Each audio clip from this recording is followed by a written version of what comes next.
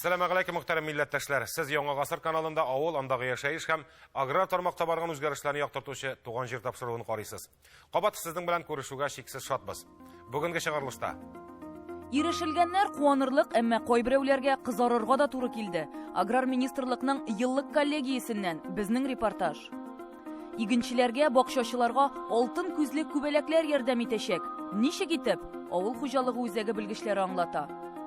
Сәламәт тәндә, сәламәт акыл мәхәлләләр арасында чаңгы ярышлары үтте.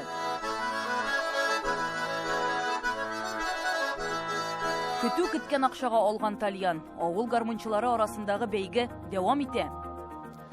Бүгенге тапшыруның төп темалары әнә шулар.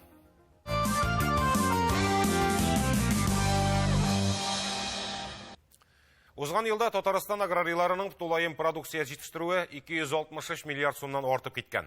2019 елга карата үсеш 4% дигән сүз. Игенчеләр 5 миллион 500 мең тонна бөртеклеләр уңышы җыеп алды. Балташ, Зәй кукмаралылар һәр гектардан 45 центнерга кадәр уңыш үстерсә, бу сан Әгерҗе, Әлмәт, Югарыслан, Яңа Чишмә районнарында 2 мәртәбә ким. Агымдагы елда игенчеләр алдына саллы бурычлар куела. 1 гектарга 70 килограмм ашлама кертү, 100 мең гектар мәйданны извисләү һәм башкалар. Бу саннар Аграр министрлыкның еллык коллегиясендә игълан ителде. Тармак министры Мурат Җаббаров үз чыгышында сөт сауда Татарстанның Россиядә беренче булуын һәм бер сыердан сөт җитештерү күләмен арттыру юнәлешендә ниләр эшләргә кирәклеген аңлатты. Терлек азыгы әзерләү үзәкләрен төзүне һәм цифрлаштыруны дәвам итү мөһимлегенә басым ясады. Сөт сауда лидерлар Кукмара, Әтнә, Балташ, Саба районнары. Алар тәүлеклек сөт күләмен 230-320 тоннага җиткерде. Шул ук вакытта Ширмешән, Менделеев, Камы-Тамагы, Мөслим районнары бер вакыт хуҗалыгы җитештергән сөтнең чириге кадәр генә сөт сава. Тат Агра Экспо күргәзмәсе кысаларында үткәрелгән киңәшмә эшенә Татарстан Республикасы президенты Рөстәм Миңнеханов нәтиҗә ясады. Бу хакта тулырак киләсе видеоязмада сөйләрбез. Аграрийларның төп максаты җитештерүчәнлекне һәм акча керемен арттыру. Моңа ирешү юллары бихисап. Бүген Тат Экспо Казан күргәзмәсендә барлык ысулларны да күрергә мөмкин иде. Узган ел 5 миллион 500 мең тонна икмәк уңышы җыелган. Моңа ирешү өчен техник яктан егәрле булуы мөһим. Республикада эшләп килгән 40-60 программасы хуҗалыкларга шактый техника яңартырга мөмкинлек бирде. Шуңа да хуҗалык җитәкчеләре бу программаның тукталмавын тели. Чәчүлек орлыкның сыйфатын яхшыртуда уңышны арттырырга ярдәм иткән. Әмма районнардагы күрсәткечләр төрлечә булып кала бирә. По итогам 2020 года традиционно лидирующие позиции удерживают Атнинский, Тукаевский, Сабин. 2020 ел нәтиҗәләре буенча Әтнә, Тукай, Саба районнары лидерлар. Балташ, Арча, Минзәлә районнары да күрсәткечләрен яхшырта алдылар. Һәм менә Лаеш белән Питрәш районнары киресенчә түбән тәгәрәде. Шулай ук игенчелектә Ширмешән, Спас, Баулы, Балык бистәсе районнарына да мөмкинлекләрне ныграк кулланырга киңәш итәр идем. Ширмешәндә 1 гектар җир 17200 сум акча керткән. Спаста бу сан 18000 сумнан артмый. Бу уртача республика күрсәткеченнән 2,5 тапкыр кимрәк. Мәсәлән, Спасның күрсәсе Әлкидә 1 гектар җирдә 50 мең сумлык продукция җитештерелгән. Чыгымнар бер төрлек юк исә, туфракны эшкәртергә, орлыгын чәчәргә, кешегә хезмәт хакы түләргә. Нәтиҗә түбән булган район җитәкчеләренә проблемалы хуҗалыкларга игътибарны арттырырга дип боерды аграр министр. Моннан соң эш күрсәткечләре начар булган хуҗалыклар хөкүмәт ярдәменнән дә мәхрүм калачак. 2021 елда иген уңышын тагын да күбрәк җыю максат итеп куела. Анысына узган көзүк ныклы нигез салынды. Татарстан сөтчелекне өлге иткән республика. Сөт саву күләме буенча без Россиядә беренче урында. Ваши успехи в животноводстве. Сезнең авыл хуҗалыгындагы казанышларыгыз Идел буе төбәкләр арасында гына түгел, Россиянең горурлыгы. Илебездә аграр тармакның күрсәткечләре үсә икән, монда Татарстанның да өлеше зур. Башкарган эшләрегез бихисап, киләчәккә куелган бурычларыгыз да безгә мәгълүм. Күләмле проектларыгыз шуның дәлиле. Ил күләмендә барган федераль ярдәм программалары сез башлаган эшләрне башкарып чыгарга булышлык итәр дип ышанам. Сөтчелектә ирешелгән уңышлар куанырлык булса да, камиллекне арттырырга мөмкинлекләр җитәрлек әле. Сыерларның продуктивлыгына игътибар итү кирәк. Монда терлекчелекне цифрлаштыру, азык әзерләү үзәкләре ярдәмгә киләчәк. Мәсәлән, терлек азыгы әзерләү үзәкләрен хуҗалыклар моңарчы Израиль, Төркиядән кайтартса, хәзер Кукмараның лидер җәмгыяте аны үзе ясый башлаган. Сыйфаты да яхшы, бәясе дә очсыз. Кукмараның Әсәнбаш агрофирмасы 2 ай элек шушындый җайланма куйган. 4550 баш терлеккә әлеге җайланма әзерләгән азык ашатыла. Без обычный деловой миксерлар белән ашатадык. Хәзер инде менә станционарный миксер куйдык. Декабрь аенда уже 2 ай. Менә баштарак безнең где-то үзебезнең үчәү белән 126 тонна карма китәдер. Бу миксерның куашыны 92 тонна көндәлек карма расходы. Шуннан сөт безнең менә былтыр 31 тонна суадыры, бүгенге көндә 36 тоннадан артык сөт. Где-то 5 тонна сөт артып китте моны кармасын таркасы. Азыкка экономия где-то 26 тонна. 26 тонна, но инде бүгенге 6-сыннан гына исәпләсәк тә аның файдасы бик күренекле. Татагроэкспо күргәзмәсендә ике яклы килешүләр дә төзелде. Аның нәтиҗәсендә Росагролизинг моннан соң да техника алуда саллы ташламалар ясаячак. Икенчедән дипломлы белгечләрне авылга тарту кирәк. Казан дәүләт аграр университеты быелдан студентларны Агрокөч җәмгыятенә, Август компаниясе хуҗалыклары һәм Мамадыш азык-төлек программасына практик үтәргә җибәрәчәк. Быел менә бу производственный практика студентларның оештыру буенча яңалык керде. Монда дәүләт ягыннан бик зур гына ярдәм булачак быел. Шушы студентларга практика вакытында түләнгән зарплаталарны, аларга булган тотылган чыгымнарны хөкүмәт 90%-ын менә безнең шушы компанияларга, аларга кире кайтарып бирәчәк субсидия рәвешендә. Шуңа күрә быел менә безнең 362 студент менә именно безнең авыл хуҗалыгы специалистлары буенча шушы программа буенча практикаларга җибәреләчәк. Яшь белгечне яңа технологияләр кызыксындырырга тиеш. Һәм ул киләчәктә кая эшкә барасында ныклы хәл итә алачак ди оештыручылар. Ул Рифат Мәхмүтович бүген самый алга киткән технологиялар. Инде әгәр дә инде бер сыердан 18 мең литр сөт савалар икән, инде монда бит инде бүтән нәрсә кирәк түгел доказательләргә. Шуңа күрә бу эшне күптән эшләргә кирәк иде. Менә бу мин әйтер идем, моны тарихи вакыйга дип бүгенне. Чыннан да шулай булачак, потому что әгәр дә инде менә шушы алгы технологияларны монда өйрәнеп безнең менә шушы ветеринарны институтта укучы безнең студентларыбыз, авыл хуҗалыгында укучылар инде үзләренең районнарга кайтып, шуларны итә башласалар, һичшиксез алга китү булачак. Шулай бит инде. Инде бу инде чит илләрдә менә Германияләрдә күптән практика ителә. Практика, теория, алар булырга тиеш. Без күбрәк теорияга соңгы вакытта игътибар бирәдек. Мамадыш районында эшчәнлек алып барган Рифат Мотыйгуллинның яңа сөтчелек комплекслары төзүен, терлек симертү мәйданчыгы, казылык цехлары төзегәнен беләбез. Бүген ул уңышларының сәре белән коллегиядә катнашучыларны да таныштырды. Һәм районда үзенчәлекле сөт эшкәртү комбинаты төзеләчәген хәбәр итте. Мамадыш азык-төлек программасы Вахит хуҗалыгы, Балташ, Әтнә, Соба, Күкмара районнарының терлекчелектәге казанышларын Татарстан Республикасы президенты Рөстәм Миңнеханов та югары бәяләде. Бу өлкәдә сүлпәнлек күрсәткән районнарга нәкъ менә аларны үрнәк итеп куйды. Черемшанский, Менделеевский, Камско-Устинский, Мушлюмовский, Спасский. От 16 до 20 тонн. Это же вопрос не в том, что в Татарстане молока хватает. Для населения мы еще и вывозим. Но люди, которые там живут, они же на чем-то должны и хозяйство иметь какой-то доход. Основной доходный источник у нас – это молоко. Әгәр дә сөт белән шөгыльләнмәсәк, нәрсә хисабына хезмәт хакы түләргә, нишләргә? Бүтән юлы юк. Мин үзем дә хуҗалык менә районда эшләгәндә сөт белән бөтен мәсьәлә хәл ителә. Сөтең булмаса бер нәрсә эшләп булмый. Еще раз обращаю внимание. Чудес не бывает, надо заниматься животноводством. 2020 елда аграр тармакта уртача хезмәт хакы 28 мең сум булган. Бу сумма алдагы елга караганда 12%-ка күбрәк. Шүпрәле районының чынлы хуҗалыгында хезмәткә уртача түләүне 46 мең сумга җиткергәннәр. Әмма республика күрсәткеченнән түбән эш хакы түләүчеләр дә җитәрлек. Андый хуҗалыкларда эшләүчеләр нишләргә тиеш? Шәхси хуҗалыкларга ярдәм итүне дә туктатмау зарур. 2010 елдан бирле күрсәтелеп килгән 4 миллиард сумнан артык ярдәм аркасында савым сыерларының баш санын саклап калдык. 26 районда аларның саны хәтта артты. Фермерлар ел саен 500-дән артык яңа эш урыннары булдыралар. Бакчачыларга ярдәм итү программасы 2020 елда пандемия изоляциясын имин узу өчен бик яхшы мөмкинлек бирде. Авыл халкын эшле итүне район җитәкчелеге кайгыртырга бурычлы. Хәзер үз мәшгульлек юнәлеше киңәя бара. Арча районы Мендеш авылыннан Зөһрә Сәләхова талкыш кәләвә ясарга керешкән. Башта ана интернет аша сатса, хәзер кибетләргә дә чыгара. Технологиясе ие бик авыр, дөрестән аны Татарстанда да бүгенге көндә унлап кына кеше ясый белә. Ләкин тырышсаң була, эшләгән кешедән була инде барысы да әйме. Бүгенге көндә мин самозанятый, һәм шушындай выставкаларда, төрле сельхозярмаркаларда һәрдаим биреп торабыз. Аның өчен үзенең продукцияны бит представляйтырга кирәк, халыкка чыгарырга кирәк, сата белергә кирәк. Шулай итеп әкренләп эшләп ятабыз. Авылда эш бар. Аның өстенә бит әле минем официальный эшем дә бар, мин художественный руководитель. Шуңа күрә эш җитәрлек. Аграр министрлыкның еллык коллегиясендә яңгыраган фикерләрне бер тапшыруда гына тәфсилләү мөмкин түгел. Аларга киләсе тапшыруларда да тукталырбыз әле. Бүгенгә язгы эшләрен оештыру юнәлешендә куелган конкрет бурычларны һәркем аңлап кайтып киткәндер.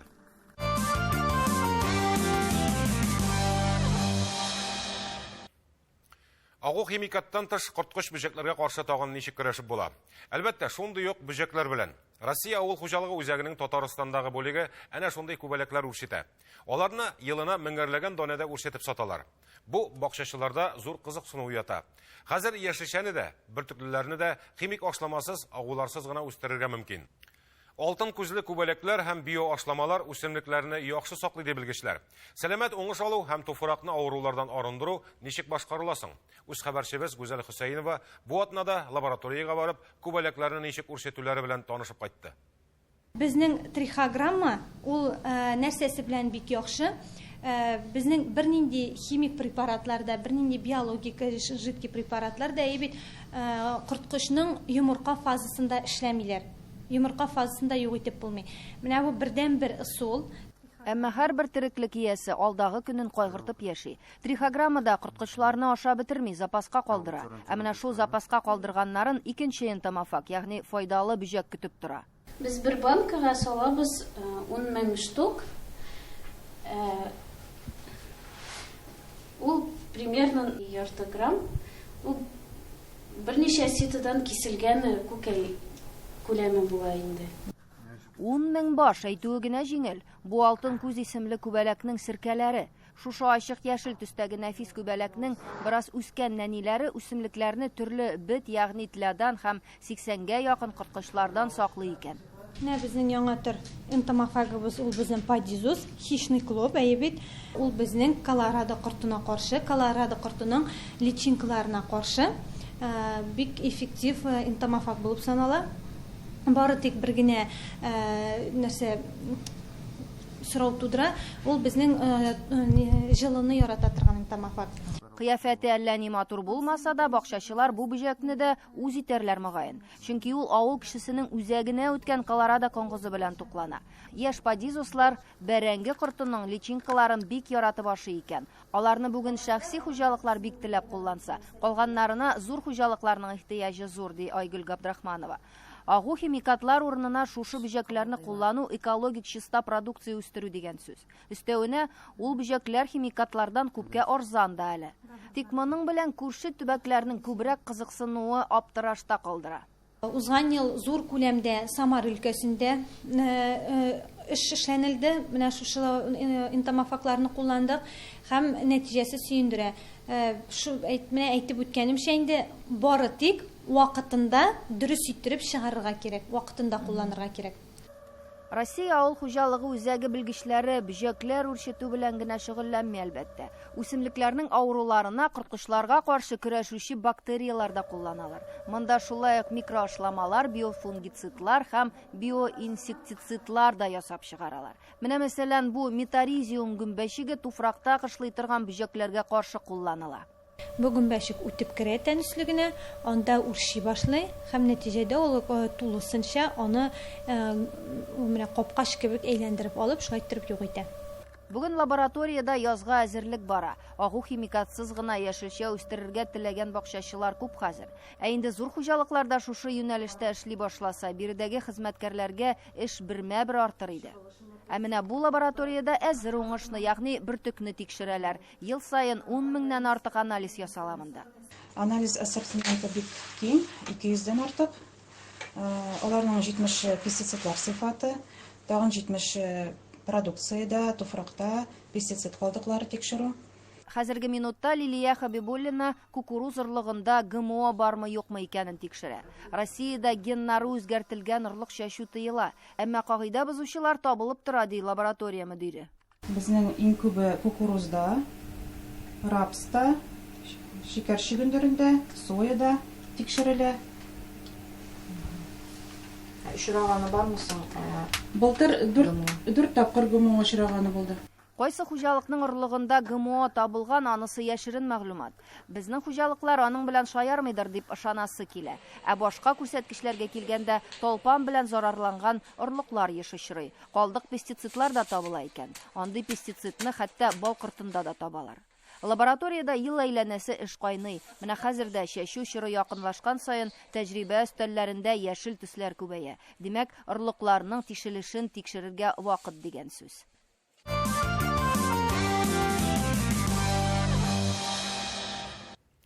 Озын гомерле булуның сыры ниде? Бу сорауга төрлечә җавап бирергә мөмкин.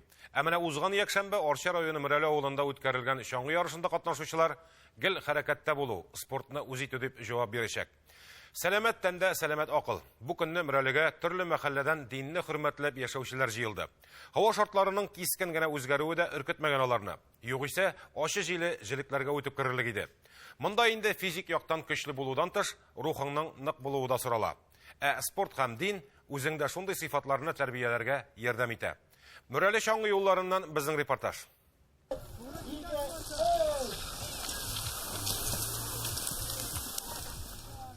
Урамда 20 градус салкын. Анысына түзәрдә идең, ачы җиле үзәкләргә үтә. Шуңа да бер урында басып тору мөмкин түгел. Гел хәрәкәтләнеп тору зарур. 2 градус җылыдан 22 градус суыкка күчү biraz кисәк кенә кешенең ияләнеп бетеп булмый. Шуңа гына суык шикелле. Барыбер инде спортчыларга суык дип булмый. Монда алар теләп елда менә киләләр. Алар инде мәҗбүри итеп китергән кешеләр түгел, бөтенесе дә менә монда дин әһелләре дә катнаша, укучылар, улы яшьтәге кешеләр барысы да инде бүген чаңгыда. Сәламәттән дә сәламәт акыл, шушылай булып торса инде, мин менә олы рәхмәтемне әйтәм инде үзебезнең шушы Мөрәле авылы җегете Шамил Кавый улына. Ул чаңгы ярышларында уздыра, елда шулай матур итеп, сабан туйларында да уздыра. Авылдан инде үзенең туган авылыннан бер ничек тә аерылмый, һәр даим ярдәм итеп тора. Чаңгы ярышын оештыручылар һава торышының мондый борылыш аласын алдан ук абайлаган. Гел хәрәкәтләнеп кенә салкын җилгә озак каршы торып булмый. Шуңа да спортчыларны даими учакта пешкән шулпа һәм тәм-томнар белән сыйлап туру каралган. 6 ел менә шулай итеп, бөтен районның мәчетләре арасында шушы ярышны оештырабыз, Аллаһка шөкер. Бүләкләр бар, Аллаһка шөкер. Беренче, икенче, өченче урынны тәбәрик итәбез, Аллаһ билсә. Бөтенесендә тырышабыз инде. Мөрәле юлы дип исемләнгән чаңгы ярышлары Арча мөхтәсибәте белән берлектә оештырыла. Катнашучылар да нигездә авыл мәхәлләләреннән килүчеләр. Мөрәле авылы мулласы Расиб абый Нәбиуллинга шушы көннәрдә 70 яшь тулган. Аңа Татарстан Республикасы Диния назаратының медален дә тапшырдылар. Аллаһу акбар, Аллаһу акбар, ла илаһа иллаллаһ. Һәм Расиб абый медален тагып стартка чыгып басты. Гомумән, бүгенге ярышта өлкән буын вәкилләре яшьләргә үрнәк күрсәтте дияргә була. Мәсәлән, Шәүкәт абый күрше Сеҗе авылында туып үскән. Югары белем алгач, чит җирләрдә шактый йөрсә дә, авылына изне суытмый. Мен хәзер 71 инде. 7 яшьтән үк мин чаңгы ярышында мәктәптә катнашам. Аллаһка шөкер, оештыручыларга дәрт биреп тора. Яшисе килеп тора. Шулай булсын, һаман рәхмәт үзләренә. Чаңгы спортын йөзүдән калышмый диләр. Чөнки анда гәүдәнең барлык мускуллары хәрәкәткә килә. Менә шуңа күрә йөрим. Чаңгыда һаман. Шул йөртә, шул яшәртә. Шул яшәтә. Мин тумыштан бери чаңгыда физкультура укытучысы булып эшләдем. 51 ел училищеда эшләдем. 80 яшь булгач китәргә мәҗбүр булдым. Чөнки опекунсыз түләмибез диделәр. 80 яшь дип хәзер күпме соң инде? 80 яшь булмаган әбе. Бик әйбәт әзерләнгән тарасы. Разметкалар әйбәт. Шуларга күңелле. Участкилар ну яшь бара. Арча районында бүген 88 мәчет эшли. Башкалары да төзелеп бетсә, алар 92 булачак. Быел 16 яшь егетне мәдрәсәгә укырга озатканнар. Яшь буынны дингә тартуда иң үтемле чара менә шундый спорт ярышларын оештыру ди Әмир хәзрәт. Күптән түгел әле туган тел елы дип игълан ителде безнең мөфтиятебез тарафыннан. Һәм без Тукай якташлары дигән хоккей турниры бик матурына оештырган идек. Инде бүген әлхәмдүлиллә менә шушы мөбарәк көннәрдә Мөрәле чаңгы юлын оештырдык. Әлхәмдүлиллә безнең ел сайын бик матур шикелдә үтеп килә. Быел инде ул тиге. Үткән елда, быел да ул республика күләм форматында оештырыла. Әлхәмдүлиллә монда яратып инде җан атарга да киләләр. Әлхәмдүлиллә бүгенге көн менә салкын булуына карамастан, әлхәмдүлиллә бик күп халык җыелды. Арча районы мөхтәсибәте эшчәнлегенә Татарстан мөфтиятеннән килгән Рауил хәзрәт Зөфаров та югары бәя бирде. Аллаһы разый булсын. Ислам дине ул намаз, ураза, мәчетләр белән генә шикләнми. Менә шушындый күркәм очрашулар мөэминнәрне берләштерә дә. изге китабыбыз Кур'ан-ы Кәрим булсын, Пәйгамбәрбез саллаллаһу алейһи ва сәлләмнең сөннәте булсын, Расулыбыз саллаллаһу алейһи ва сәлләм һәр яктан да үрнәк булды. Тормышында, хаятында. Ягъни әдәбе, әхлагы булсын, шулай ук инде физик ягы булсын, Пәйгамбәрбез саллаллаһу алейһи ва сәлләм бик куатлы булган һәм инде әлбәттә һәр вакыт чакырган мөселманнарны сәламәт яшәү рәвешенә. Динебез исламның да асылы шул. Сәламәт бул, тышкы яктан сәламәт бул, күңелең сәламәт булсын, изгелеккә, хәерлеккә омтыл. Менә шуңа динебез ислам чакыра. Бүгенге ярышларда ислам кануннарын хөрмәтләп яшәгән гаиләләр дә бар иде. Мәсәлән, Дияровлар салкын җиллип тормаган. Барысы да чаңгыга баскан. Бүген җилле бик кеше. Соңга килеп бассам да икенче урынга кирдем, Аллага шөкер. Мин үзем Күпме районыннан ашада килен булып торам. Мин инде бик кичкенәдән мин эш вакытымда чаңгы белән шөгыльләнә. Хәзер менә бу ярышта кичкенә генә Дияров Альмир. Икенче класста ул да чабып килде. Анар Дияров Алия кызым хашабачак. Иремдә чаңгы белән без семья белән чаңгы белән шөгыльләнәбез. Хәрәкәттә бәрәкәт диләр бит. Шуңа да һәр кайсыбызга ешрак хәрәкәтләнергә, спортны һәм дә динебезне олылап яшәргә насип булсын. Тапшыруыбызда туган телләр елы уңаеннан гармончылар бәйгесе башлануын хәбәр иткән идек. Беренче катнашучыбыз Камил Хабибуллинның баянда уйнап җырлавын ошаткансыздыр. Бүген исә икенче катнашучыбыз Аксубай районы Яңа Ибрай авылыннан Әсхат абый Лотфуллин. Гомере буе тракторда механизатор хезмәтен башкарган Әсхат абыйның да музыкаль белеме юк. Беренче сыйныфта укыганда көтү көтеп 12 сумга тальян сатып ала ул. Көтү көткәндә кайтыр вакытны җиткерә алмый интектем. Кайтуга ашап та тормый, гармонда уйнарга ябыша идем дип искә ала ул балачагын. Олыларның ничек уйнаганнарын йотлыгып тыңлый торган була ул. Аның бүгенге уйнау алымы шул вакыттагы агайларның чалымы дияргә була. Шул гармоннары ярдәмендә яманшыш авыруын җиңеп чыга. Узган ел ковид белән ширләп кислородка тоташырга туры килә. Бүген менә сау-сәламәт килеш авылдашларын тальян моңнарына куандырып яши. Әгәр аның уйнавы күңелегезгә хуш килә икән, Instagramдагы Туган җир аккаунтына кереп, ушый дип язып калдырырга онытмагыз.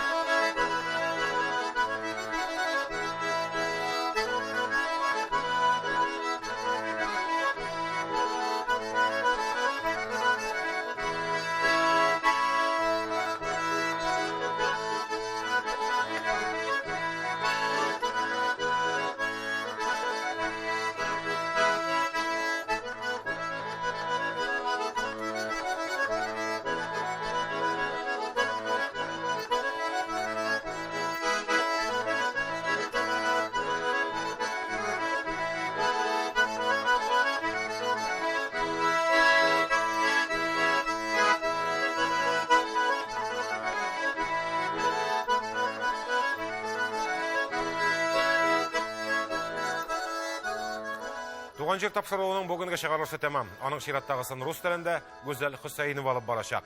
Ә без 26 февраль кичендә очрашырбыз. Борчыган сорауларыгыз булса, языгыз яки шалтыратыгыз. Исәнлектә күрешик.